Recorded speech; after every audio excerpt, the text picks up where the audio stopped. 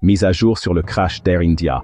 Les antécédents médicaux du commandant Sumit Sabharwal, au centre de l'enquête.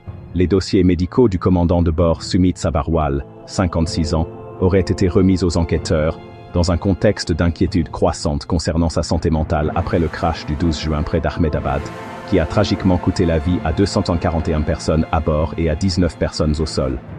Sabharwal, qui comptait plus de 15 000 heures de vol, aurait souffert de dépression et pris des congés médicaux et de deuil ces dernières années, notamment après le décès de sa mère en 2022, mais avait été jugé apte au vol lors de son examen médical de septembre 2024.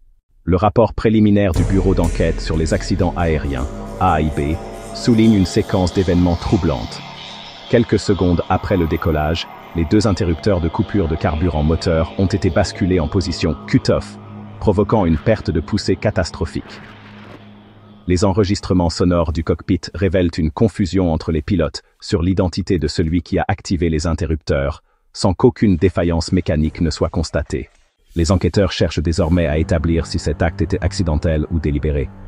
Le débat s'intensifie. Certains experts en aviation évoquent une possible action volontaire, tandis que le syndicat de Sabharwal affirme que l'équipage a suivi les procédures et appelle à ne pas tirer de conclusions hâtives. Alors que l'accès aux antécédents médicaux et psychologiques des pilotes reste bloqué, les compagnies aériennes du monde entier réévaluent leurs protocoles de dépistage et d'accompagnement en santé mentale pour les équipages.